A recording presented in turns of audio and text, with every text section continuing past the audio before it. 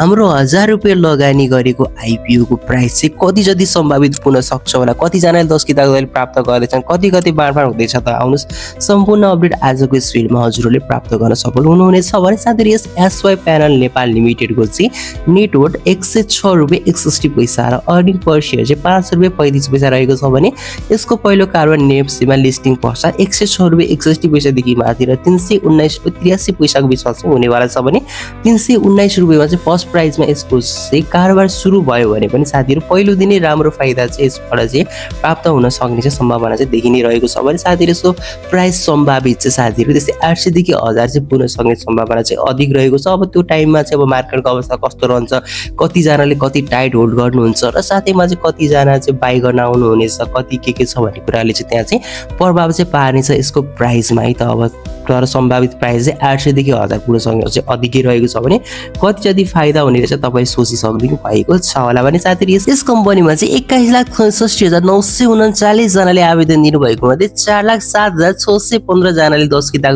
प्राप्त गर्नुहुनेछ भने 17,59,324 जनाको हात खाली नै हुनेवाला छ भने हजुरहरू 4 लाखमा पर्नुहुन्छ कि 17 लाखमा पर्नुहुन्छ के लागेको छ कमेन्टमा बताउन नबिर्सनु भने यस कम्पनीले सर्वसाधारणको लागि बिक्री खुला गरेको आइपिओको बाँडफाँड चाहिँ कार्तिकको 30 गते आइतबार चाहिँ हुन गइरहेको छ भने सम्पूर्णलाई चाहिँ बेस्ट विशेष है त।